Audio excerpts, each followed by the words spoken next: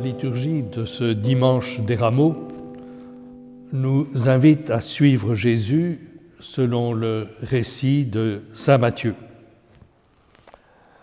Jésus entre à Jérusalem et la foule l'acclame. Elle serait prête à le reconnaître comme roi. Quelques jours plus tard, cette même foule crie « Crucifie-le ».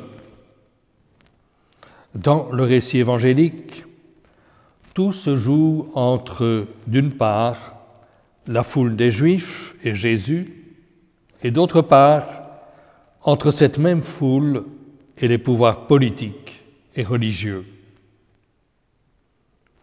Nous pouvons dire que dans ce récit, les Juifs représentent notre humanité.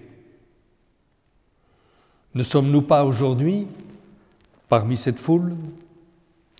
Nous avons en nous des côtés lumineux, mais aussi des côtés sombres.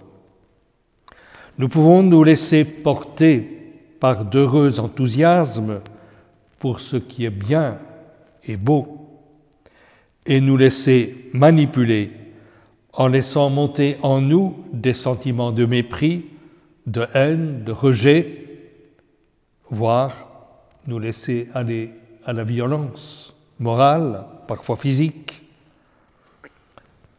Nous sommes des êtres mêlés et divisés. Jésus est victime de la violence de notre monde, de la violence de notre humanité. Cette violence qui ne cesse de faire d'innombrables victimes. Cette violence qui condamne et tue les prophètes, ceux qui dénoncent l'injustice et le mal dont sont porteurs les pouvoirs, ces pouvoirs qui manipulent les lois, l'argent qui s'institue comme le maître, la religion quand elle méprise et écrase les faibles ou se laisse instrumentaliser par les pouvoirs. En Jésus, c'est Dieu lui-même qui s'est livré ainsi sans défense à cette violence, à la violence et au mal dont nous sommes complices. Sur la croix, Jésus demande au Père de pardonner car ils ne savent pas ce qu'ils font. Il nous arrive aussi parfois de ne pas savoir ce que nous faisons. Et selon Luc, au malfaiteur condamné à la croix à côté de lui, Jésus annonce que Dieu pardonne, que la vie lui est promise. La croix est ainsi pour nous et pour notre humanité le signe que le mal dans le monde, le mal en nous, n'a pas le dernier mot.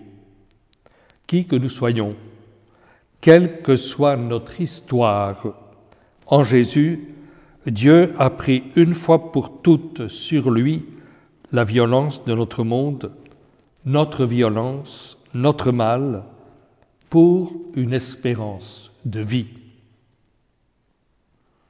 Au cours de la Passion, les disciples abandonnent Jésus. Par la résurrection, la puissance de vie de Dieu les remettra debout et ils susciteront des disciples animés par l'Évangile. Ces disciples sont aussi les représentants de notre propre fragilité et de notre foi. Se reconnaître dans la foule versatile, dans les disciples peureux au point de renier Jésus, comme l'a fait Pierre, ce n'est pas s'accabler dans l'auto-accusation, mais s'ouvrir à la confiance.